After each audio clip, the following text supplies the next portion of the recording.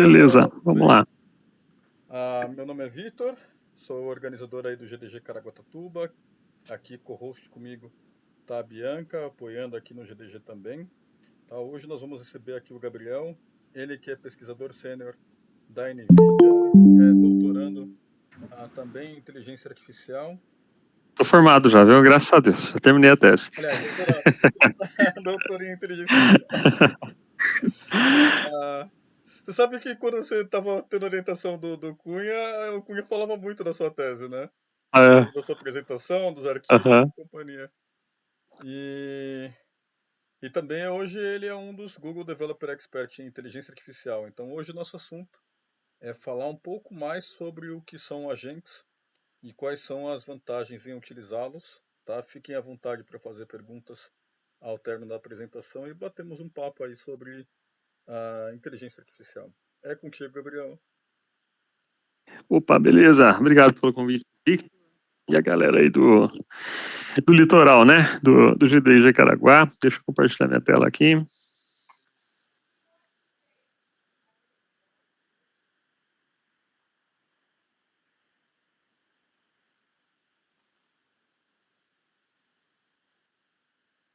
Bom, vocês veem aí? Positivo. Maravilha, vamos lá. Bom, o tema de hoje que eu gostaria de trocar com vocês é sobre agentes, né? Como o Victor introduziu. Então a gente vai falar um pouco assim, não saltar diretamente para agentes, né? Porque tem muita gente nova nessa área. Então a gente vai passar uma pequena perspectiva ali sobre as LLMs, sobre o Retrieval Augmented Generation, que é uma forma de você trazer para suas aplicações baseadas em LLM algum contexto negócio, algum contexto específico, né? Da sua empresa ou do seu negócio. E aí a gente vai partir para a agência e mostrar o que a gente consegue fazer com eles, tá bom? Vamos lá. Bom, esse sou eu, né? Como o Vinícius me apresentou já, sou GDE em Machine Learning, né? Agora é em EA, mas antes era em Machine Learning quando entrei em 2019, né? E desde 2020 eu trabalho como pesquisador aplicado sênior na NVIDIA, né? E aí tem o meu mestrado e doutorado no ITA aqui em São José dos Campos, onde eu resido, tá bom? Bom, vamos lá. As panaceias de AI, né? Eu não sei se vocês conhecem esse termo panaceia, vem lá do grego, né? Da mitologia grega, é uma solução para todos os males, né? Um remédio para todos os males. Então a gente tem hoje verdadeiras caixas de ferramentas aí que nos ajudam muito, tanto na vida cotidiana quanto no trabalho, né? Como Gemini, né? OpenAI, ChatGPT e assim vai, né? Então essas ferramentas, à medida que elas vão ficando mais capazes, né, treinadas em maior volume de texto e são agregadas ferramentas a ela, como acesso a agentes, acesso à busca na internet, elas vão ficando mais e mais poderosas, né? E vai gerando até uma dependência entre nós. E esse mesmo usuário que usa essas ferramentas, ele quer ter a mesma experiência com qualquer serviço, né? Se você tem um serviço aí de, sei lá, de telecom, um portal de compra, um e-commerce, né? Qualquer que seja o serviço, né? Você quer uma experiência baseada em natural, né? Então, isso leva a necessidade das empresas de realmente desenvolver essa tecnologia e prover soluções que sejam mais naturais, né? Que tem uma interface conversacional mais natural. E aí, só passando brevemente algumas notícias aqui, né? De como é que, enfim, essas ferramentas baseadas nos Large Language Models, né? Estão impactando o mercado, né? Então, aqui só alguns recortes de notícias de que a está revolucionando o marketing digital, né? E a generativa mudando a experiência do paciente na área de saúde, né? Todo o customer service, né? O relacionamento com o cliente está sendo transformado com os agentes, né? E-commerce, mundo das finanças, né? Desde o planejamento financeiro até o controle, profissionais de direito também. Eu tenho uma prima, inclusive, que trabalha nessa área, ela usa bastante, né? Para revisão de documentos, para geração, né? Eu trouxe até um artigo aí de uma jornalista feita em AI, né? Então, o AI gera a notícia e gera o avatar que vai passar essa notícia para as pessoas. Então, realmente está em todas as áreas, né? Eu fiz uma busca aqui no Google Trend de alguns termos, né? Que a gente vai passar hoje aqui sobre os quais a gente vai falar na talk hoje, né? Então, a gente tem primeiro ali AI generativo, né? E aí você vê que ali, eu comecei a marcação aqui em 2022, né? E aí, mais no final de 2022, ali acho que em novembro, surgiu o ChatGPT, então surgiu esse termo começou a ficar em voga, né, e crescente desde então, né. Mas aí, em algum momento, você percebeu que a generativa ela é limitada ao conteúdo no qual ela foi treinado, né. As primeiras LLMs eram assim, na primeira versão do ChatGPT. Então, qualquer informação atual, por exemplo, qual era o presidente do Brasil, já tínhamos trocado de presidente, ele ainda falava que era o anterior, né. Então, surgiu esse conceito de Retrieval Augmented Generation, ou seja, de que era possível adaptar essas LLMs para uma aplicação sem necessariamente fazer o fine-tuning delas, apenas permitindo que elas acessassem conteúdo externo, né? Ou seja, recuperasse, que é o Retrieval, né? Esse conteúdo e agregasse no prompt ali do contexto. E aí a gente tem a Retrieval Augmented Generation aqui iniciando em 2024, basicamente, né? Tudo muito rápido nessa área.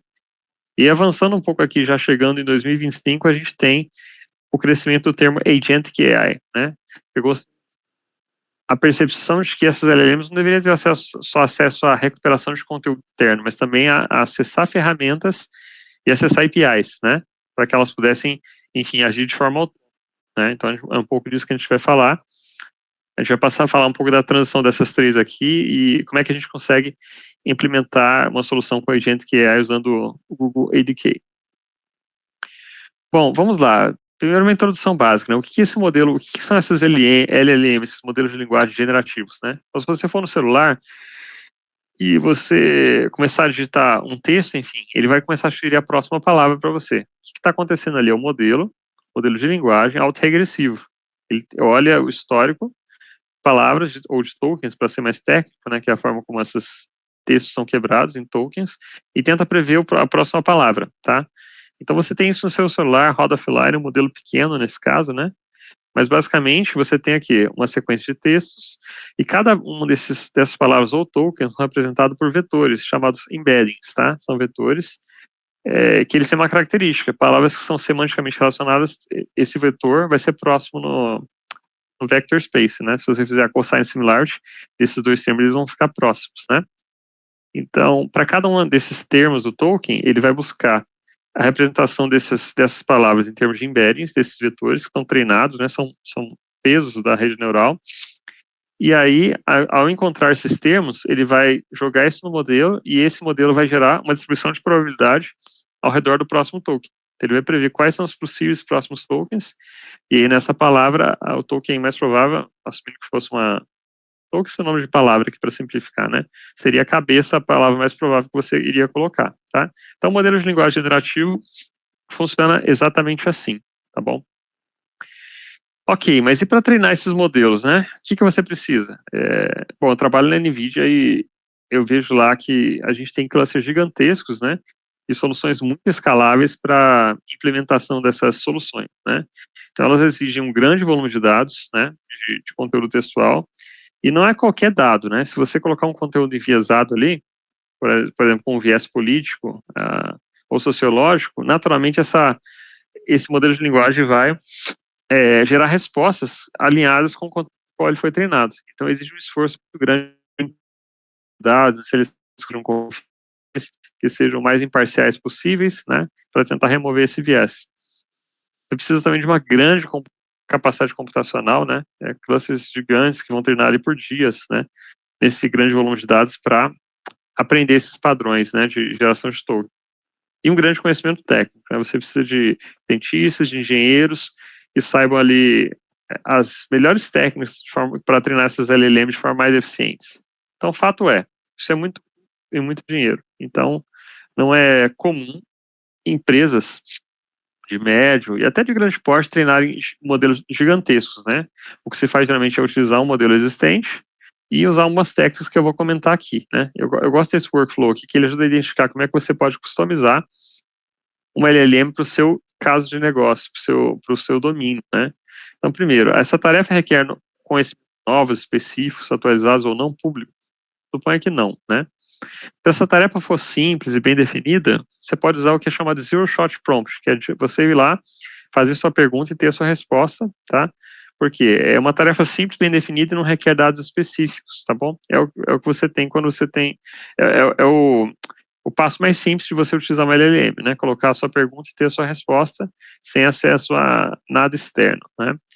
Agora, se essa tarefa requer exemplos, por exemplo, você está, sei lá, organizando, você quer que ele escreva um e-mail, mas você tem um template que você quer que ele siga naquele e-mail, né? Exatamente naquele formato, naquele estilo, né? Então, você pode fornecer alguns exemplos, que é chamado few shot prompt, né? E aí, a partir desses exemplos, a LLM vai gerar uma saída parecida com aquela. Agora, sim, se essa tarefa requer um conhecimento especializado, um estilo diferenciado, pode ser necessário fazer um fine tuning sim, tá? Uma aplicação, sei lá, de domínio médico, algo que precisa de ou jurídico, né, que precisa de um linguajar bem peculiar, talvez seja necessário fazer um fine tuning desse modelo para que ele se ajuste ao tipo de linguagem que você espera, tá bom?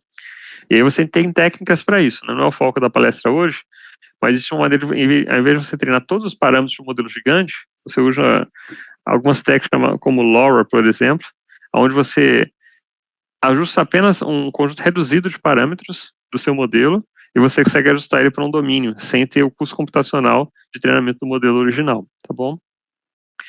Agora, se a sua tarefa requer conhecimentos que são atuais ou são privados, só a sua empresa tem, então você vai partir para o que é chamado de Retrieval Augmented Generation, ou seja, você vai injetar no prompt conteúdo que você vai buscar em outras fontes, tá? Então aqui é um exemplo de um pipeline de RAG, né? A gente vai falar bastante de RAG aqui. Então o usuário vai colocar uma questão, né? E aí vai ter um mecanismo de busca que vai buscar essa pergunta para trazer trechos que podem conter a resposta, né? Então, suponha, por exemplo, que você tem uma aplicação, sei lá, jurídica, né? E você tem indexado ali no seu conteúdo na sua base de conhecimento ali, processos de N processos passados, né? Inclusive documentos, processos em andamento que enfim, os seus advogados estão preparando ali, que não são públicos, né? Então, nesse processo de indexação, esses documentos são quebrados em pedaços pequenos de conteúdo, de forma que eles possam ser vetorizados e transformados em embeddings. Eles sejam guardados não como texto original. Só um texto original você vai usar um Elasticsearch, por exemplo. E é uma solução válida aqui, né? O Retrieval pode ser uma busca textual léxica, né, como um Elasticsearch, ou pode ser um banco de dados, né? Você pode ter um modelo ali que traduz essa questão do usuário para um SQL, né? Faz a busca do banco de dados e retorna. Ou pode ser uma busca, a forma mais popular hoje em dia é encodar qualquer informação que você tenha como um vetor e fazer uma busca semântica, uma busca vetorial, né? E aí tem modelos de embedding específico, eu vou falar um pouco disso, que podem indexar não somente textos, né, mas também a página inteira. Você passa a página do PDF, ele transforma aquilo em embedding e você consegue fazer busca textual no vetor, sem fazer o OCR, né, a conversão daquele imagem para texto. Hoje os modelos de embedding são poderosos o suficientes para encontrar imagens de páginas que contêm a resposta para a sua pergunta, tá? Então, nesse processo é feita essa busca e retornado, por exemplo, 5 ou 10 páginas ou 10 trechos de texto que potencialmente contém a resposta. Então, esses textos são, ou imagens, né, podem ser imagens também, são colocados no seu prompt junto com a sua pergunta, e aí você vai usar uma LLM poderosa como um Gemini para gerar a resposta do usuário, ok? Bom, essa aqui é a solução da NVIDIA para RAG, né, é o NVIDIA NeMo Retriever.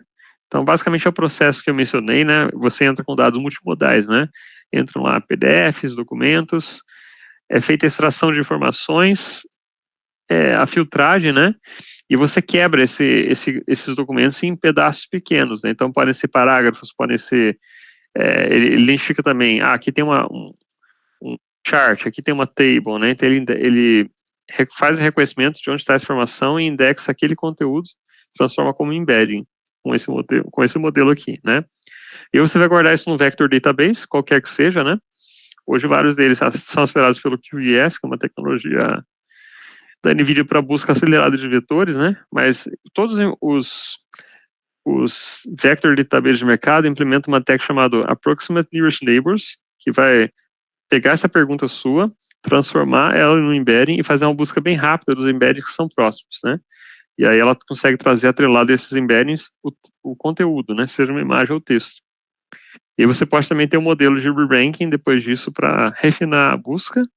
Enfim, a LLM vai gerar resposta para o usuário, tá? Então esse é um formato canônico, né? Qualquer framework que você usar que implemente RAG, né? Por exemplo, um LangChain, um Llama Index vai funcionar da mesma forma, tá bom? E a Google também tem uma solução para, acho que eu vou falar depois aqui uma solução nova da Google sobre isso. Bom, aqui estão os modelos de embedding e ranking da NVIDIA, né? Eles são todos públicos, então você consegue utilizá-los, né? Eles estão no Hugging Face, você consegue utilizá-los para indexar seu conteúdo e para fazer busca semântica, tá? Para Retrieval Augmented Generation. A Google também lançou o Dima Embedding, que você pode utilizá-lo também para suas buscas, tá bom? Então, existem várias opções aí que você consegue utilizar no Hugging Face para fazer o embedding, tá? Então, em resumo, para que serve o RAG? Ele permite você trazer conteúdo externo para o seu sistema, com informações atualizadas, né? Ou informações privadas da sua empresa. Ele minimiza alucinações, porque a LLM vai ser meio que forçada a usar aquele contexto que você passou para responder, então ela não vai gerar uma resposta inesperada, né? E você pode até pedir para ela citar as fontes do que ela está falando ali, ou seja, quais parágrafos ou quais páginas ele consultou para gerar essa resposta. Então, por isso essa técnica é tão popular e essencial hoje nas empresas, nas aplicações de LLM, tá? Agora nós vamos fazer uma trajetória aqui entre as LLMs e os agentes, tá? Então vamos começar com um prompt simples aqui, tá? Você está planejando umas férias para julho, seu sonho é ver neve, quais seriam destinos interessantes com neve nesse período, ou seja, em julho, né? Tem uma informação de domínio público, né? É simples você, com certeza no treinamento ali da LLM, ela já viu informações de que, enfim, no mês de julho vai ser inverno aqui no hemisfério sul e no hemisfério norte vai ser verão, né? Ele já recomenda aqui alguns destinos da América do Sul e da Oceania, hemisfério sul, ok. Então, isso você consegue somente usando LLMs, né? E um prompt. Vamos complicar um pouquinho. Bom, agora você quer saber os principais destinos distantes até 8 horas de voo do aeroporto de Guarulhos, tá? Então, pode ser que para responder essa informação, você tenha acesso a um banco de dados com os locais, né? Com locais de origem e destino de voos e duração. Então, você poderia fazer uma busca, né? Uma busca aqui em um banco de dados, e aí tem um retorno como esse, né? Onde vai falar que, olha, até 8 horas de voo, você vai ter Bariloche, Ushuaia, Chapelco, né? Alguns destinos do Chile aqui também. Então, essa aqui é uma tarefa que poderia exigir, por exemplo, você fazer uma recuperação de informação para fornecer ao usuário, tá? Vamos complicar um pouquinho mais, ó. Então, agora, além de você pedir os voos, você quer um orçamento. Você quer que ele considere 4 pessoas e o período de 2 a 16 de julho para a viagem, tá? Então, agora ele vai ter que fazer um reasoning, né? Ele vai ter que, de fato, fazer um orçamento, na verdade. Então, ele vai precisar usar alguma API, talvez Google Flights ou algo do tipo, para fazer a busca nessas datas, ver o preço dos voos e gerar esse orçamento, né? De forma ordenada, né? O mais barato e o mais rápido. Então, aqui está um exemplo de saída desse prompt. Agora, você vê que ele usou tools, né? Ele usou actions. Então, ele chamou uma API, fez uma busca aí de preços, né, para esse período, colocou aqui a duração, né, e aí está recomendando Santiago com um destino melhor, por ser mais barato e por ser mais próximo, tá? Então a gente está vendo que à medida que a gente complica o prompt, ele vai exigindo mais componentes. Bom, vamos complicar um pouquinho agora, ó. Agora eu vou colocar o seguinte, eu vou colocar uma restrição, ó. Além de tudo isso, eu quero que você faça um orçamento para 4 pessoas que fique limitado a R$10.000. Tá? Então a gente vai usar a capacidade de reasoning agora desse modelo, de compilar essas informações e recomendar o que você deveria fazer, né? Eu fiz esse teste no Gemini, olha o que ele trouxe aqui, ó. Esse orçamento para alta temporada é extremamente desafiador, quase inviável, né? E aí ele coloca aqui um preço de hospedagem de R$1.000, muito econômica, né? Alimentação cozinhando tudo, um dia de passeio de neve, e ainda passa um pouco, fala, olha, é extremamente otimista esse orçamento, ou seja, você está vendo aqui a capacidade de reasoning do modelo, para ajudar nesse sentido, mas ele usou também o RAG para trazer informações dos destinos, as APIs para fazer o orçamento e tudo mais, né? Ainda faz recomendações sinceras aqui para ter uma boa experiência na neve, né? Ou você aumenta o orçamento, ou deixa a sogra para trás, né? Ou vai para Gramado, que tem uma fake neve lá, fica mais barato, é interessante, né? Bom, vamos complicar um pouco mais agora. Agora você é uma agência de turismo, e você está pedindo para uma agência de turismo planejar essa viagem, né? Então você quer uma orientação quanto às melhores regiões da cidade para se hospedar, hotéis, pousadas, baseados no meio histórico de reservas, né? Bons restaurantes, onde eu encontro comida vegetariana.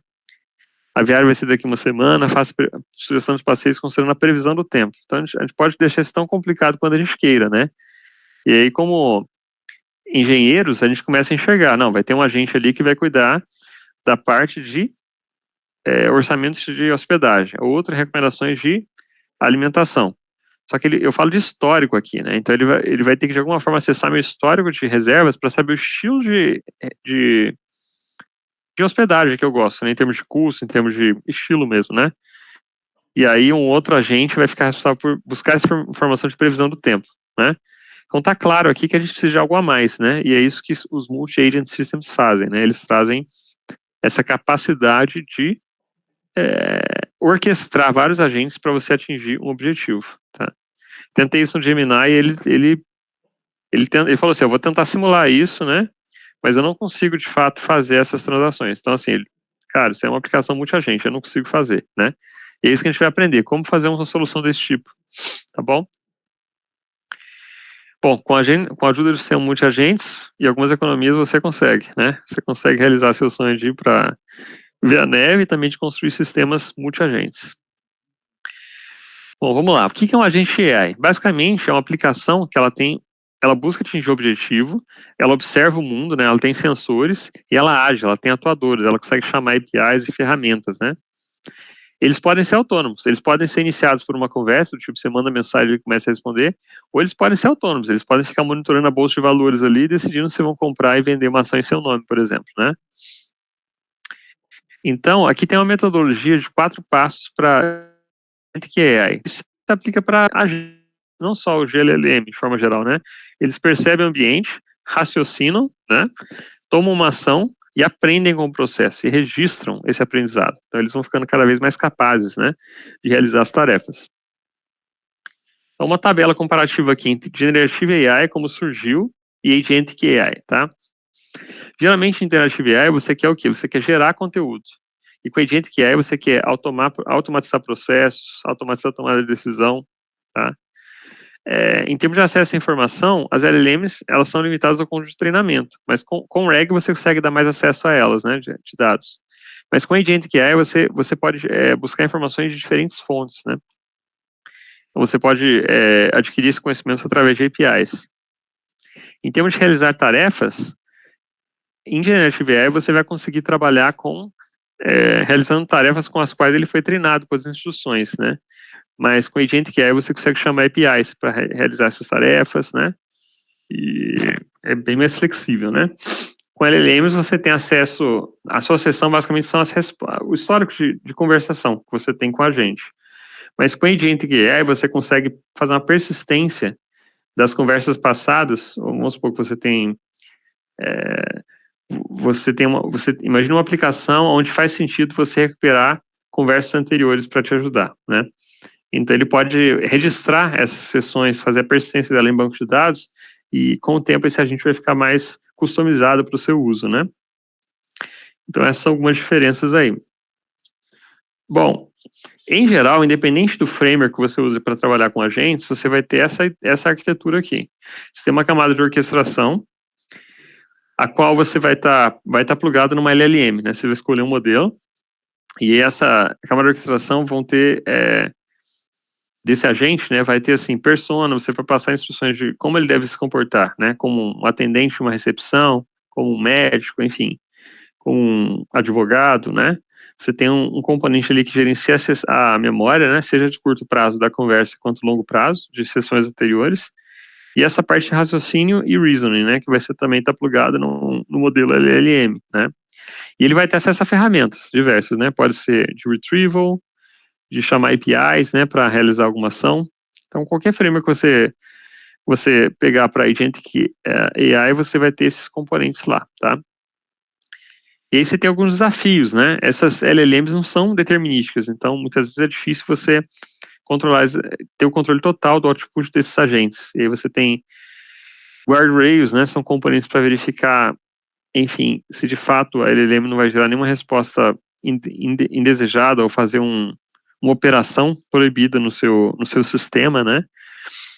Você tem desafios também de estabilidade, né? Como é que você gerencia erros, segurança, privacidade, todos esses componentes que a gente tem em engenharia de software também precisam estar gerenciados aqui dentro dessas arquiteturas agentic, né? E aí é um sistema distribuído, né? Você tem uma camada ali de front-end, você tem uma camada de back-end, mas além disso você tem várias camadas, né? Você tem um sistema de retrieval, você tem um sistema de as APIs de LLM, né? Você tem custos com token, cota, tem a parte de segurança, então tudo isso traz uma complexidade para a solução, né? Mas esse é um novo paradigma do desenvolvimento de software, né? Você começa a partir de ser um codificador, né, para ser um orquestrador de agentes. E aí você vai ficar focado mais em integração de sistemas, né, em comportamento, né, e você consegue, quem tem trabalhado com Copilot, com ferramentas do tipo, tem experimentado uma grande produtividade para prototipar, né, em vez de você ir lá no Google fazer sua busca no Stack Overflow, como a gente fazia antes, né, ali dentro da sua ideia você consegue, dado um problema, gerar uma prototipação rápida, né, e refinando isso ao longo do tempo, né. Então, você vai trabalhar a partir de agora, né, como profissional de tecnologia, ou construindo com agente AI, ou construindo os próprios agentes AI, né. Então, essa nova stack de tecnologia que a gente está vendo, né. Agora entrando aí no ADK, né, que é esse framework da Google, acho que ele foi lançado em abril, né, e aí as versões estão evoluindo rápido, e ele está ficando cada vez mais completo, né, e robusto. Então, basicamente, ele vai ser a batuta do maestro, né? É um Python, é um SDK Python, né, para ser um multi-agentes. E você pode fazer uma orquestração flexível ali com os agentes. Você pode, ele se integra bem com o Google Cloud, com ferramentas third party. Suporta protocolos de indústria como esse MCP para você chamar ferramentas externas, né?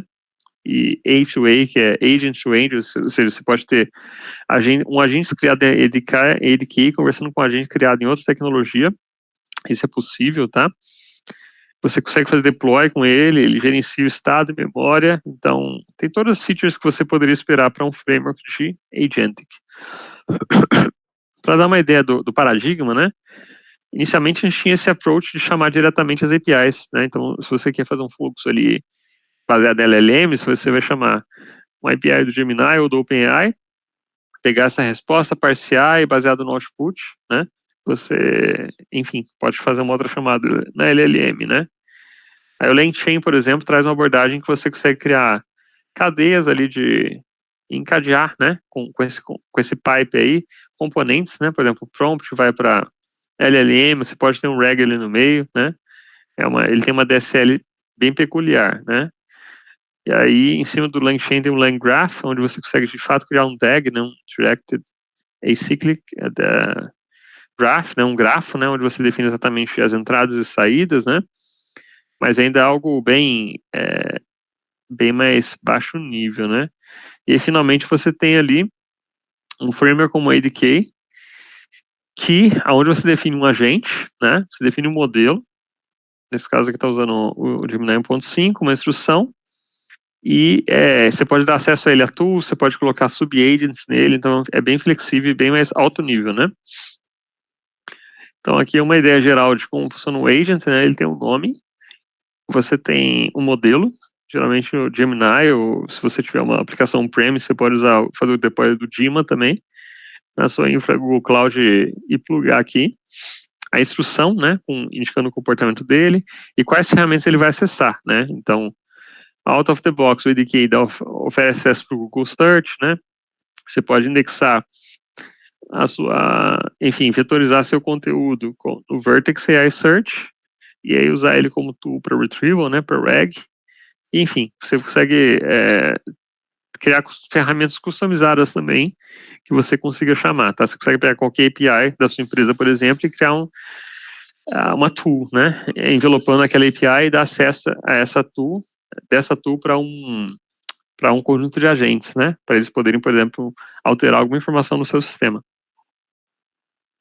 E esse agente consegue falar com outros agentes também, né? Então, aqui um exemplo simples de como criar um agente. Todos aqueles componentes que eu mostrei no slide anterior estão aqui, né? Inclusive as tools que ele pode chamar. Esse aqui, por exemplo, faz uma busca no Google para qualquer pergunta que você fizer. E aí você tem o runner, né? Que é um componente ali que vai, de fato, gerenciar a sessão, né? Então, o runner, você vai ter um usuário, o agente principal e uma sessão que ele vai manter o histórico, né? Então, você consegue executá-lo dessa forma aqui, tá? E aí esse agente principal pode ter subagents, tá? Que vão ser responsáveis por tarefas mais específicas, como aquela pergunta que eu fiz lá, aquele prompt onde eu queria, enfim, resolver a minha vida na viagem com várias perguntas complexas. Cada agent, naquele caso, no design, cuidaria de hospedagem, restaurantes e tudo mais. Bom, esses slides estão em inglês porque eu selecionei alguns slides oficiais da Google para compartilhar com vocês, tá bom? Já a gente volta para o português, mas esses slides ajudam a clarear bastante, né? Então, com relação à memória, você vai ter aqui, você pode ter aqui uma troca de conversa entre um usuário e o Gemini, tá? Mensagem do usuário, a resposta. Então, são as mensagens, o histórico da conversa que são chamadas de memória short term. E você vai guardar eles ele vai guardar automaticamente num database chave-valor, tá? E, inclusive, você pode persistir, né? Você persistir um estado durante a conversa ali no seu design para que você consiga usar esse estado depois para fazer uma decisão na sua aplicação, né? E você pode também ter a memória long term, que é na qual você vai fazer a persistência das sessões do banco de dados e usá-las de acordo com o seu use case, né? Isso vai ajudar a personalizar a sua aplicação. Bom, falando em padrões arquiteturais, né? Você pode fazer de várias formas, né? Então, você pode ter um agente que seja simplesmente um prompt para uma LLM e uma resposta, tá? Mas você pode encadear. Suponha que você tem um workflow. Imagina que é um sistema onde você tem vários passos, vários cliques que o usuário tem que fazer assim no workflow. Você pode modelar eles como uma conversa e você ter os agentes trabalhando de forma sequencial, tá? De forma paralela, na qual a mesma entrada é passada para várias LLMs ao mesmo tempo, só que cada um com um objetivo específico, e você tem um agregador no final. Ou uma abordagem hierárquica, onde você tem um roteador, e esse roteador decide, baseado na pergunta do usuário, no prompt do usuário, qual agente chamar, tá? E aí, essas abordagens multi-agente, elas podem ser cooperativas, nos quais todos colaboram para um fim, ou competitivas, né? Eu vou mostrar um exemplo para vocês essa abordagem cooperativa, né? Pode ser que você queira várias soluções para um problema independentes, e aí tem um LLM no final aqui para avaliar qual solução é melhor para você, tá? Então, assim, parece complexo, mas a implementação é bem simples. Para cada abordagem que eu mostrei, existe de colaboração multi-agentes, existe uma classe aqui no ADK, né? Então, sequential agent, isso significa que ele vai chamar primeiro o agente B, depois A, o output agente A vai ser usado para o B, depois o C, e assim sucessivamente, tá? Aqui é a abordagem paralela, onde você vai executar em paralelo esses agentes, e depois você precisa ter um agregador, que você tem um estudo de loop. Então você vai chamar o agente A, o agente B, pode ser, por exemplo, que o agente A gere uma solução, o B cheque se ela é válida, né? Faz uma avaliação. E aí você pode ter uma condição aqui que verificar. Se o agente B salvar no estado checked, quer dizer que ele concorda, e aí pode abortar esse loop. Se não, o limite são 5 iterações, né? Então você consegue fazer essa modelagem de forma bem fácil aqui. Eu vou mostrar para vocês um exemplo de orquestração de agentes, um exemplo que eu fiz para uma solução para simular a revisão de um paper, né? Não sei quem que é da área acadêmica, mas quando você escreve um artigo científico e envia para um congresso, uma revista, eles têm um comitê de especialistas que é assignado para revisar seu artigo, geralmente 4 ou 5. Mínimo 3, né? E aí cada um deles vai dar sua opinião independente, e aí depois tem o meta review, que é aquele que vai agregar as informações, né? É como se E fosse uma aí, banca de TCC, aham, Gabriel? É como se fosse uma exatamente, banca de TCC? exatamente, Beleza. exatamente. Só que na banca de TCC, geralmente cada professor fala de uma vez e você tem que responder nas perguntas deles, né? No caso aqui, como é um processo assíncrono, você não tem chance de falar com o revisor em geral, né? Cada um deles vai avaliar em paralelo, de forma independente, sem ouvir a opinião do outro. E aí você tem o meta review, que é o cara que vai pegar, beleza, revisor 1, 2 e 3. Se o 1 discordar do 3, ele vai falar, olha, vocês estão discordando, você gostou muito, você não gostou nada, então vamos fazer mais uma rodada aqui para a gente alinhar e depois dar um score final. E aí seleciona lá 20% dos artigos que seja para apresentação, né? Então eu queria emular esse processo, né? Eu queria poder submeter um PDF, um artigo que eu escrevi, e simular se ele vai ser aceito ou não para uma conferência, tá? Então, nesse blog post aqui, acho que eu posso deixar o link aqui para vocês do blog. Cadê? Esse cara aqui eu vou deixar aqui no histórico aqui, no chat, que vocês podem ter acesso, tá? Tô voltando aqui, que é aqui, esse aqui.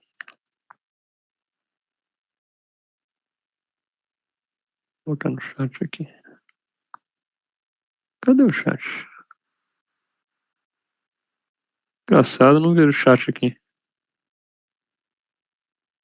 Estranho. Você achou aí? O chat, sim.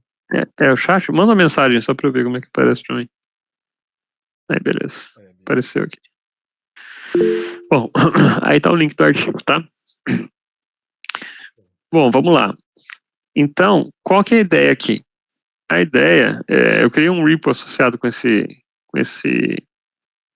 exercício aqui, e aqui tem as instruções de como rodar. Eu vou fazer uma demo dele, tá? Mas a ideia geral é a seguinte: esse paper vai ser enviado para 4 revisores diferentes, e cada um deles tem viés, tá? Então, cada um deles é um agente, um LLM, plugado numa LLM, né, a mesma, mas o prompt é diferente. Eu vou mostrar para vocês. Então, um é enviesado para teoria, mais a parte teórica do artigo, o outro olha mais métodos, reproducibilidade, o outro trabalhos relacionados e novelty, né, que é o quão inovador do artigo, e um outro focado em apresentação, enfim, estruturação do artigo e impacto dele, tá?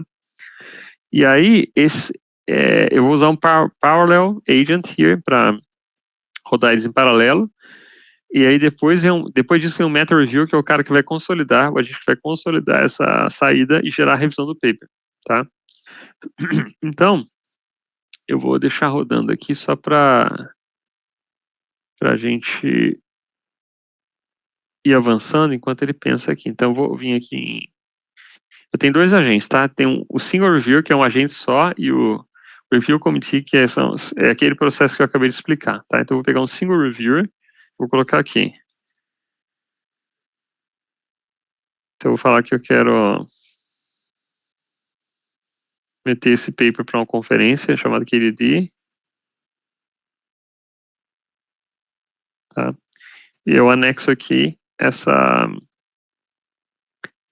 esse NV Reviewer. Aqui a gente está usando uma ferramenta chamada ADK Web UI, né? Então, uma interface web que eu não preciso codar nada aqui, ela é fornecida pelo próprio ADK, tá? Então, eu vim aqui, né, eu clonei aquele repo lá que eu mostrei para vocês e rodei esse comando, ADK Web Agents. Ele já inicia aqui, porta 8080, né, aqui no Google Cloud Console. Aí você vem aqui no Web Preview, eu mudei a porta para 8000, tá? E aí você clicando aqui, ele já abre para mim aqui essa interface de testar o seu agente. Então é uma forma muito fácil, né? E ela é multimodal. Você vê que eu mandei texto e mandei um PDF aqui, ó. Tá? Deixa eu ver aqui. Então é o seguinte, eu pedi para ele sair com a resposta em JSON, eu vou mostrar como é que eu faço isso, tá? Então eu defini um esquema para essa minha saída, tá? Porque esses congressos geralmente tem um padrão para as revisões que chegam, tá? Deixa eu aumentar um pouquinho aqui. Então, cada conferência tem os seus critérios, mas geralmente são esses aqui, né? Relevância, originalidade, todos com score de 1 a 5, tá? E a recomendação aqui final do desse revisor. Aí eu especifiquei que na revisão eu quero que ele apresente um sumário, qual a conferência para a qual eu quero mandar, né? Eu coloquei no prompt que seria o KDD, quais as conferências que ele sugere para esse artigo, tá? Baseado no texto dele, tá? O artigo é esse aqui, tá, gente? É um artigo que acabou de ser apresentado essa semana lá no CIQM, na Coreia do Sul. Minha colega Mingguel apresentou, tá? Então, um artigo tradicional, aí tem fórmulas, tem algumas imagens, né? Então, você vê que eu estou usando o Gemini 2.5 aqui para gerar para processar esse documento, né? Esse paper e trazer para mim essa saída aqui, ó. E ele vai listar para mim fortes, tá vendo? Strength, pontos fracos do artigo, comentários detalhados, ele acha alguns typos, inclusive, ó. Ele dá sugestões de suprimir um pouco mais os conteúdos, acha inconsistências, sugestões, tá vendo? Tem alguns typos que ele achou. Então, realmente é uma ferramenta bem legal para esse fim, né? O meu fim, no caso, era revisar o artigo. Mas aqui eu usei um agente só, tá? Deixa eu mostrar o código aqui primeiro. Na verdade, eu vou deixar rodando já. Vou vir aqui e vou trocar o agente para um comitê. Agora é um comitê e meu objetivo é que ele faça exatamente... enfim, envie esse prompt para os 4 agentes revisores, depois consolide com o Meta Reviewer, né? Então, novamente, eu vou anexá-lo aqui. E vamos ver se vai funcionar. Tava dando alguns bugs aqui no WebAI agora há pouco. Vamos ver se vai funcionar. Enquanto isso, a gente segue aqui, tá? Então, queria mostrar o código para vocês, para vocês avaliarem como é simples um sistema desse. Então, aqui na pasta agentes, esse repo, o link dele está dentro do blog que eu mandei, tá? Aqui está o Single Reviewer. Então, o agente simples que eu testei, eu escolhi esse modelo aqui, o Gemini 2.5 Flash, né, que é mais econômico, mais rápido. Aqui está o meu LLM Agent plugado nesse modelo. E aqui está o meu prompt, tá? Então, você é um expert, blá, blá, blá, sua tarefa é prover uma crítica construtiva do artigo, tá? E aí tem uma propriedade interessante aqui, que é o Output Schema, a gente, tá? Então, eu tenho um flag aqui que eu setei ele para...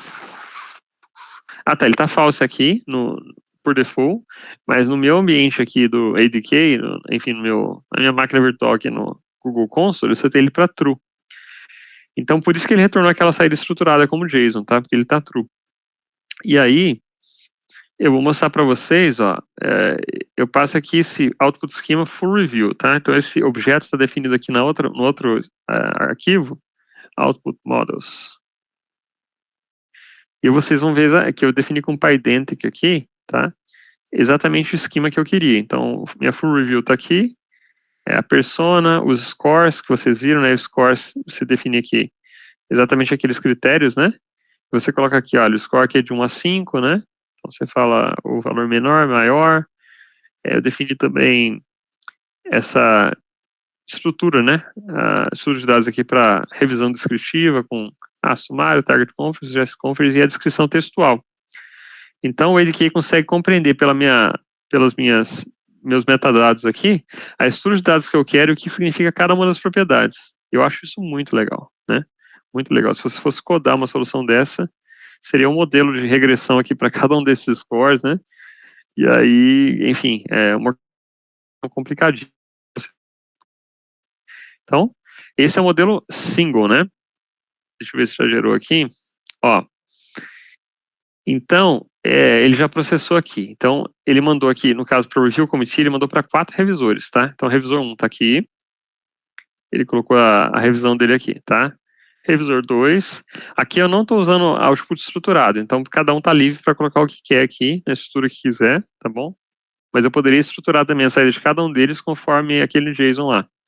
Então, os 4 revisores estão aqui. E aí, aqui está o Meta Review. Então, essa aqui seria a saída que você teria aqui na revisão final, né? Deixa eu jogar no visualizador de Markdown aqui para ver se ele formata melhor. essa saída aqui que ele coloca, né? Então, precisaria formatar um pouco melhor. Mas eu poderia, se eu setar lá aquele flag para sair um JSON, ele vai sair exatamente o output que eu mostrei anteriormente, tá? Mas aqui, basicamente, ele está consolidando a opinião dos revisores com os diferentes vieses, né? E dando uma contribuição muito mais completa aqui. Infelizmente, ele não formatou. Mas aí ele vai, enfim, algo muito mais rico, algo mais próximo, até mais denso, de fato, do que um congresso recomendaria. Mas no final a recomendação é a aceitação, tá? Então, só para mostrar o código desse agente mais complexo aqui, na verdade, desse sistema multi-agentes, o ADK tem essa convenção, tá? Você coloca dentro da pasta agents os seus, enfim, você cria as pastas ali para cada um dos agentes, você tem o arquivo agent.py em cada uma delas, tá? Então, uma convenção. E aí você tem o quê? Aqui está o código, né? Então você tem um método aqui chamado, na verdade, o método principal.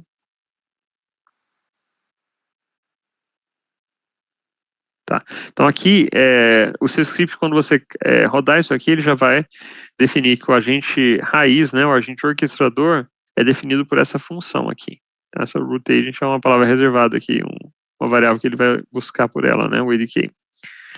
E aí o que eu estou construindo aqui, ó, para cada um dos 4 revisores, eu defini uma persona, né, aqui é o nome da expertise, e um prompt falando o que ele tem que olhar, tá? Então os 4 estão aqui. Eu tenho um loop e eu crio um agente para cada um e coloco eles num dicionário aqui, tá? E aqui eu estou usando aquele Parallel Agent que a gente viu. Deixa eu aumentar um pouquinho. Então, aqui você vai ver que eu consigo passar os sub-agents. Então, eles vão ser exatamente os 4 agents que eu criei em cima, tá? Eles vão rodar em paralelo. Feito isso, eu vou criar aqui o Meta Reviewer Agent, que é o agente que vai receber o output desses agentes aqui, né, desses revisores, e vai consolidar, né? Então aqui a minha instrução para ele é combinar esses revisores em uma revisão única, e ele vai salvar essas saídas, todos eles estão salvando numa key específica, né, essa revisão. E aqui entra o Sequential Agent. Então primeiro eu vou chamar esses agentes paralelos que eu mostrei em cima e depois o Meta Reviewer. Então é assim que você consegue formar o seu DAG, o seu fluxo, né? E esse agente sequencial que vai ser o agente de roteamento. É simples, né? E aí se você setar aqui true, setar o output schema para meta review, novamente eu tenho outro script aqui com essa estrutura, né? Então aqui está o esquema que eu espero para meta revisão. Se você está para true, ele vai trazer exatamente assim, tá? Então esse aqui é um exemplo de um sistema multi-agentes utilizando essas estruturas de parallel e sequential, onde a gente consegue entender como é que a gente consegue modelar um workflow de forma bem fácil com ADK. Tá bom?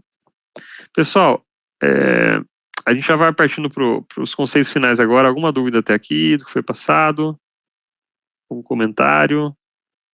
Está no grupo não tão grande aqui, então dá para falar. Diego, dúvidas? Oi, gente. Vou ver se eu consigo ligar a câmera aqui. Minha cara deve estar terrível com a luz.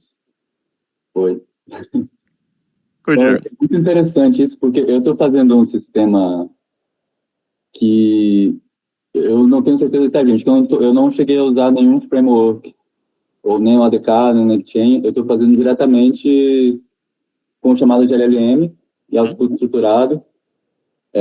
Inclusive, eu tenho usado a Perplexity. E daí eu fiquei com muita dúvida em relação fiquei com medo, digamos, né? Porque é um sistema de análise estratégica de mercado. Então, eu comecei a fazer com ferramenta, né? Primeiro com tools, onde o agente ia decidir quando ele chamava a API para pegar os dados de empresas, dados de pessoas, tudo mais, e fazer isso. Só que eu parei e falei, não, pera, isso pode dar muito errado, né? E decidi fazer de uma forma mais crua, assim. Então, o que eu faço? Eu pego o dado da API, de acordo com o tipo de análise que eu quero fazer, jogo num prompt e chamo a gente, né? Tem funcionado muito bem, tem tido resultados incríveis, assim, impressionantes, né? E eu fico, assim, um pouco na dúvida, assim, eu queria muito experimentar, né, essa parte de chamada de ferramenta, de repente um framework mais avançado, com LangChain, talvez, ou o ADK, né, Essa mas eu assim, indiquei, yeah. eu fico um pouco de medo de usar e, de repente, deixar isso na mão do agente decidir, né? E eu fiquei na dúvida, você acha que realmente o estado atual, né, desses frameworks, ele realmente pode garantir que o agente vai saber exatamente quando chamar essa ferramenta? A gente pode confiar, assim, qual o nível de confiança que a gente pode ter, né? Aham. E outro ponto também é que eu estou usando para os prompts arquivos .md, né? Então eu uso aquele formato Jinja, né? Jinja Bold. E eu não sei, eu vi que você usa direto ali no texto, na string mesmo. Não sei, eu queria que já te comentasse essas diferenças, assim, que faz diferença, né? Usar o MD, usar o string direto, e qual é o nível de confiança que a gente pode ter, de fato, nesses agentes mais autômatos, né? Aham. Bom, com relação a... É tudo texto no prompt, né? Então, se você está no Markdown, de fato, ele vai converter aquilo para texto e mandar para API, né? Então, é mais questão de você poder estruturar ali o prompts longos, né? Você pode estruturar com Markdown, mas o efeito é o mesmo. Com relação a se o agente vai saber usar a tool, sim, ele vai. Se você provar, a gente vai ver aqui nos próximos slides que você consegue definir bem os metadados para aquela tool, né? E para os parâmetros que ela recebe. Então, se tiver bem definido isso, ele vai saber usar. E potencialmente vai saber quando usar, principalmente se você passar alguns exemplos, né? Agora, se é seguro ou não chamar essa ação, já é uma camada de segurança que talvez não seja legal deixar no controle da LLM decidir, né? Talvez exija alguma autenticação, talvez uma autorização, né? Talvez não seja uma tool confiável, né? Então você deixar de chamar qualquer tool aí aleatória pode ser um problema. Então você tem que limitar bem o conjunto de tools que podem ser chamados, né? Para que ele possa chamar de forma segura. E além disso, todas as soluções baseadas em LLM hoje têm essa camada de guardrails, né? Que você usa alguns modelos, coloca alguns prompts específicos para garantir que, enfim, em todas as camadas ali, vamos supor, que do usuário para o sistema não vai uma mensagem tóxica ou problemática, que da LLM para o usuário também não vai essa mensagem, até mesmo para a chamada de tools, para você moderar um pouco o que pode ser chamado ali. Então, tem callbacks. O IDK oferece callbacks, por exemplo, para você ter esse controle, tanto para log quanto para botar um guardrail ali para evitar que essa transação vá para frente, né? Mas vamos seguir aqui, que acho que talvez alguns slides para frente vão ajudar a esclarecer, tá? Então aqui a demo que eu fiz, né? Aqui exatamente os callbacks, né? Então dentro do agente, obrigado pela pergunta, viu, Diego? Aqui no agente você consegue interceptar aqui, né? Você tem eventos antes de chamar o modelo, depois de chamar o modelo, né? Antes de chamar as tools, depois de chamar as tools, depois de chamar o agente. Então você consegue botar login ali e fazer verificações, né? Para tentar melhorar a segurança aí, né?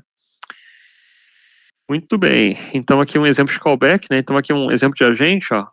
Você dá para acessar algumas tools, né? E aí você coloca uma função de callback aqui antes de chamar esse modelo.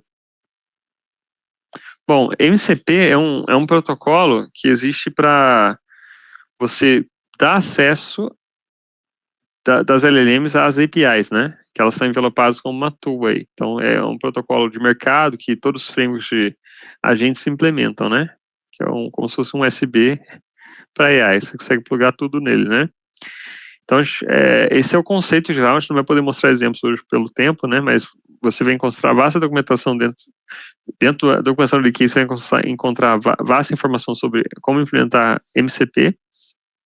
E A2A é uma tecnologia que permite você comunicação entre agentes implementados com diferentes tecnologias, tá? Então, você pode ter o seu super agente aqui, desenvolvido com ADK, você pode ter um agente desenvolvido com LangChain por outro time, e eles vão conversar usando esse protocolo A2A, né? E o segredo que é agent to agent, né? O segredo é esse metadado, né? Aonde vai discriminar esse agente, ele tem essas capacidades, essas habilidades, né? E exige essa autenticação, né? E aí você consegue expor as funcionalidades desse agente e colocá-los para conversar, né? Então, realmente um novo paradigma de desenvolvimento e integração aí, muito mais não determinístico e mais poderoso, né? Mais perigoso também, se você não colocar as verificações necessárias, tá? E passando brevemente pela parte de avaliação, né, você tem um ciclo aí, né, como você tem para software. Você vai fazer o design, desenvolver, testar, fazer o deploy, e você precisa ter um conjunto de dados que permita você fazer uma verificação, né, uma integração contínua, uma verificação se esse agent continua funcionando como esperado, né, porque muita coisa pode mudar, né, sua implementação pode mudar, de repente a LLM que você está usando a API eles podem mudar o modelo que está usando ali, apesar deles versionarem, né, ele pode ter um resultado diferente. Então é importante você ter um conjunto de testes onde você conseguir emular os test cases, né, que você tem, vamos supor, de uma agência de viagens, né. Dado um prompt do usuário, você tem uma determinada saída esperada, né, seja um orçamento para viagem, seja um planejamento, um documento. Então você tem que ter esse conjunto de test cases para você fazer uma integração contínua aí de testes da sua.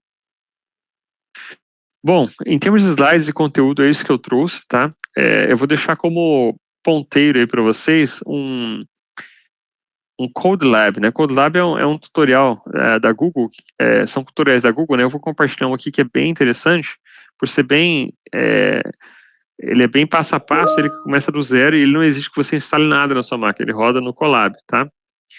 Então, assim, para quem puder, eu vou pedir para escanear esse slide aí, tá? Nesse slide você vai estar acessando essa URL aqui, onde você vai conseguir créditos de $5 para você rodar esse Code Lab, tá? Você pode usar para outras coisas também, mas isso aí vai ser mais que suficiente para você conseguir rodar o Code Lab sem custos. Eu vou deixar o link do Code Lab no final para vocês. Então, escaneie esse QR Code, né? Aí ele vai pedir para você logar com o seu usuário Google, tá? Você loga com o seu usuário Google e aí você clica no botão para receber esses créditos, tá? Então, eles vão estar associados à sua conta Google Cloud, tá? Então, vou dar só mais 5 segundos aí para vocês fazerem. Se vocês não conseguirem, vocês me avisam, tá? Esse código aqui, ele só é válido por 2 dias, né? Então, ele foi criado, ele começou a estar válido ontem, acho que ele expira hoje ou amanhã, tá? Então, pega esse código, a partir do momento que você aplicar ele na sua conta, você vai ter um período para usar, tá? Mas o código em si expira ou hoje ou amanhã, tá bom? Aí, quando você clicar nele, vai ter se vocês clicaram, vocês viram uma tela mais ou menos assim, né? Pode ser do seu celular também. Você vai clicar aqui para acessar seus créditos de $5. Aí você vai colocar aqui o seu nome, tá? E vai aceitar os termos. Aqui você está aplicando os créditos para o seu Google Cloud, tá bom? E aí, feito isso, você, lá no Google Cloud, você vai ter listado lá no Billing, você vai ter essa opção aqui, tá? Você vai ver que, na verdade, aqui, você vai ter um Billing Account, tá? Que vai ser a conta trial que vai ser criada. E aí você precisa criar um projeto. Você cria um projeto, tá? E dentro desse projeto, New Project no Google Cloud, você vai associar esse billing aqui, tá bom? E aí, feito isso, você vai poder usar esse projeto aí para gerar o token, né? Gerar o token necessário para rodar o Code Lab, tá? Com a API do Gemini. Então, quando você clicar aqui, você criou o projeto, associou esse billing, você vai ver que ele vai estar aqui, ó, créditos. Aqui, na verdade, é onde ficam os créditos, né? E aí, depois, no seu projeto, você vai ver que o billing está associado a esse cara aqui, tá bom? Que a dúvida é só falar. E aí o Code Lab vai estar... aí vocês podem pegar esse outro QR Code aqui, eu vou copiar também aqui no chat, vou copiar os 2 links, tá? Esse link do código.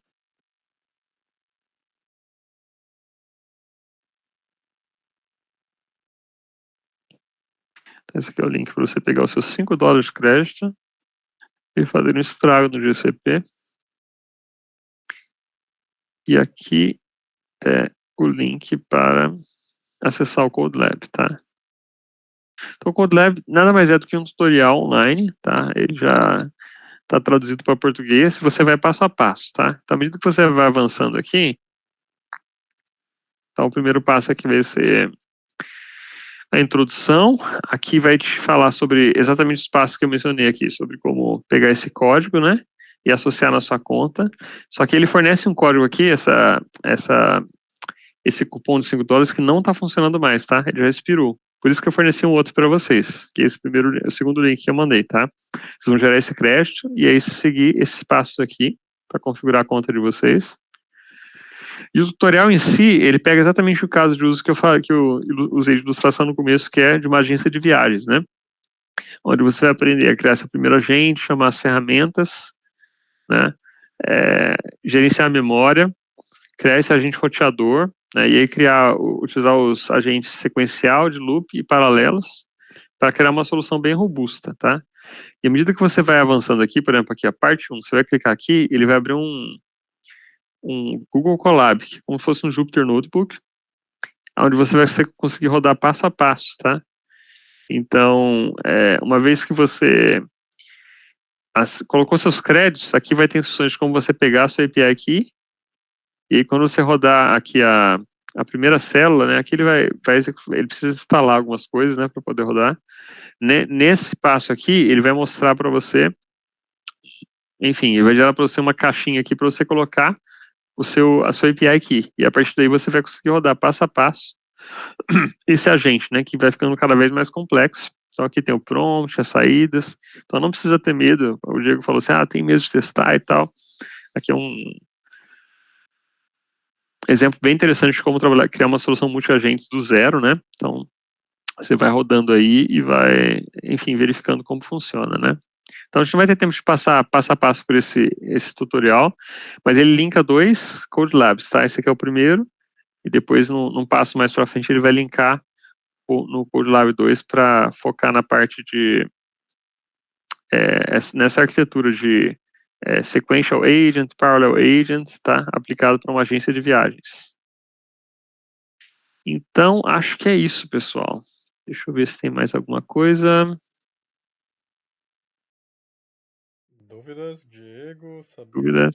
Jean, Bianca? Da minha parte, tranquilo. Eu quero saber qual que é a ideia genial que vocês tiveram do sistema de agentes que vocês querem prototipar. Essa é uma boa pergunta. Eu achei muito legal que o código fica muito limpo, né? Pouquinhas linhas de código já resolve o problema. Porque o que eu fiz aqui, eu fiz um pequeno sisteminha esses dias para testar o MCP, logo que lançou o MCP, né? É a minha Alexa própria, né? Esse meu Google Home próprio, assim. Então eu controlo o quê? O Spotify, o YouTube, a lâmpada, minhas lâmpadas smart aqui do meu quarto. Legal. E funcionou super bem, só que assim, eu estava explorando ali com aquele monte de linha de código, criando ferramenta e tudo mais, e eu queria testar com algum framework desse tipo. Acho que eu já vou refazer esse sistema, que eu chamo de Harmonia Music Chat, né, que é tipo um chat musical, então eu posso controlar a música, pedir, toca pra mim tal música no Spotify, ele vai abrir o Spotify e toca. Toca no YouTube, aí ele toca no YouTube. Muito bom. Boa. Sabrina? Eu gostei bastante, vou usar. Assim, eu estou começando agora na área, né? E eu estou aprendendo essa parte de API e de tecnologias para poder implementar nos projetos. Aí eu estou com um projeto que a gente estava fazendo do Star Wars e a gente começou a inserir essa parte do back-end. Aí eu usei a API para poder fazer autentificação e tudo mais. Então, conhecer essa parte de ferramentas está sendo muito interessante. Muito obrigada por estar trazendo isso. Legal. Bom, Sabrina. Como que você gostou? Bom, pessoal, aqui está meu LinkedIn, tá? Se vocês tiverem qualquer pergunta, dúvida que eu puder ajudar, é só falar comigo, tá bom? O Gabriel é um cara bem acessível, então qualquer coisa manda mensagem para ele ali no LinkedIn que ele tá. Se ele estiver online, ele vai poder ajudar e responder. Pô, muito maneiro. Muito maneiro mesmo. Obrigado, viu, pela aula aí. Eu gostei bastante de ver como é simples, né? Com poucas linhas de código dá para fazer esses agentes, assim. E aí? Legal. Bora testar. Não, Bom, Gabriel, obrigado pela tua participação aqui. Ano que vem a gente espera você aqui presencialmente. Eu vou organizar isso aqui para poder acontecer. E aí a gente vai trocando mensagem até lá. Boa. Eu tenho uma pergunta, Boa Marcos. noite. Em breve a gente vai ter mais lives por aí. Eu tenho mais uma pergunta, Pode gente. fazer, pode fazer.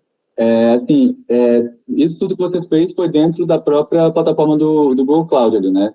Eu posso, por exemplo, desenvolver o código ali e fazer o deploy, fazer tudo dentro da própria ferramenta do Isso. Google. O ADK poderia estar rodando na sua máquina, você poderia instalar na sua máquina o pip install, né, tranquilo. Aqui nesse repo, né, eu ensino aqui como instalar o ADK, né, então, tendo Python e tendo ADK, você consegue rodar as LLMs, ele vai chamar na web mesmo, né, que você ensina como criar esse agente no seu ambiente local. Mas tem essa comodidade aqui no Google Cloud, você tem esse Cloud Shell aqui, que aí você clica nele, você tem um console lá, né? Então você consegue como se fosse uma VM que roda para você lá, sem GPU, sem nada, mas só para rodar os comandos, né? Então é uma alternativa de ambiente para você que você não precisa instalar nada também na sua máquina. O maior trabalho aí é acessar o AI Studio lá para criar a API Key. Mas aí tem a instrução certinha lá no CodeLab, tem as instruções certinhas. Eu estava pensando em testar alguma coisa do Gemini, porque no meu projeto agora eu estou usando a Perplexity, né? Por conta da busca na web, né? Também que eles têm, assim, já bem fácil. Eu não sei se o Gemini também tem essa opção ali dentro dentro da API, se tem alguma opção que ele oferece também, web search, assim. Você tem o Google, você tem aquela tool, né, que o ADK já fornece, que é o Google Search, então você pode usá-la. Ah, legal. Aí já é uma tool, né? Eu já teria que colocar ali, tá legal. Isso. Descrever a ferramenta também, tudo, né? Pela API do Gemini, talvez tenha essa opção também, mas a tendência é você trabalhar com essa estrutura de agentes que o código fica mais limpo, né? Ele gerencia um monte de coisa para você, sessão e tudo mais. São duas linhas de código só, Diego. Eu vi ali, nossa, impressionante, porque se vocês olharem meu código aqui, tô com ele aberto aqui, vocês vão falar, nossa, é tudo isso. Parece magia, parece Harry Potter, mas é tecnologia. Muito legal. Eu estou muito curioso com tudo isso, sabe? Eu acho que é realmente um novo momento aí do desenvolvimento, assim. Tô querendo ver se eu ganho dinheiro com isso também agora, com esse produto que a gente está montando aqui. Os investidores, o pessoal do investimento olhou essa semana e falou, nossa, estão fazendo tudo isso. Que é impressionante, né? Como os resultados são assim, você olha e fala, caramba, tipo, saiu isso mesmo. Eu achei que fosse ter um monte de alucinação, não tem, né? Se você cuidando bem do prompt ali. E você pode dar algumas dicas de prompt, assim, em relação a, tipo, para garantir uma questão de segurança maior, assim, em relação para evitar alucinação ou coisas do tipo, ou não? Ou é isso... Quando você chama LLM pela API, você tem a temperatura, né? Que você consegue controlar quão criativo ele vai ser e quão não determinístico, mas quão quadradona vai ser a resposta, sem muita inovação, né? Então é uma coisa que você consegue controlar, esse parâmetro de temperatura, né? E trabalhar bem no prompt, né? Com os guardrails, né? Que nada mais são do que um prompt e uma LLM especializada nesse tipo de controle de segurança. Mas não dá para confiar só no LLM, né? Você tem que ter alguns controles seus ali de autenticação, autorização e, enfim, essa parte de sistemas a gente precisa também. O próprio RAG que a gente falou, né? O Gabriel apresentou, mostrou lá o exemplo de como pegar do arquivo, buscar as informações da companhia. E próprio grounding, que é essa técnica que você quer de buscar informação na web para poder confrontar e afirmar se ela é certa ou verdadeira, são algumas das técnicas que você pode utilizar para valorizar o resultado real da coisa. Sim. Então, isso que eu pensei, assim, porque, por exemplo, no meu sistema eu pensei em colocar um outro LLM para ser o validador ali, né? Mas eu fico pensando, caramba, né? Como é que eu vou... Assim, tem alguma coisa específica que eu preciso colocar ali, tipo, algo mais, tipo assim, padrão, assim, tipo, beleza, esse validador vai ter que seguir mais ou menos esse tipo de estrutura para poder garantir que ele é um validador, sabe? Para garantir que ele... Não tem, né? Caso a caso, né? Tem que testar os prompts, né? Pode falar, Victor. É casa a casa, casa a casa. Pode falar, Gabriel. E aí, com relação à saída também, você pode controlar o esquema que você quer de saída, como eu mostrei, né? Ele tá saindo muito Vai ser bem. Eu tô até com já eu subi agora um sitezinho, né? Que já tá recebendo ali, tá saindo tudo certinho. Mando pela API, cria uma API, daí eu chamo as análises que eu quero fazer, ele já manda. Tá bem legal, nossa, funcionando super. Eu tava usando até o Qwen 3 aqui em casa, rodando localmente aqui na minha máquina. Tava com um resultado muito bom também. Aí agora eu tô usando a Perplexity para a versão de teste oficial, assim. E foi muito interessante. Legal. Boa, Diego. Vou precisar ir, pessoal. Tranquilo. Obrigado, Gabriel. Obrigado, viu? Galera, a gente vai se Pela falando. presença aí. Boa noite. Obrigada, Obrigado, Vitor, também. Tchau. Valeu. É isso.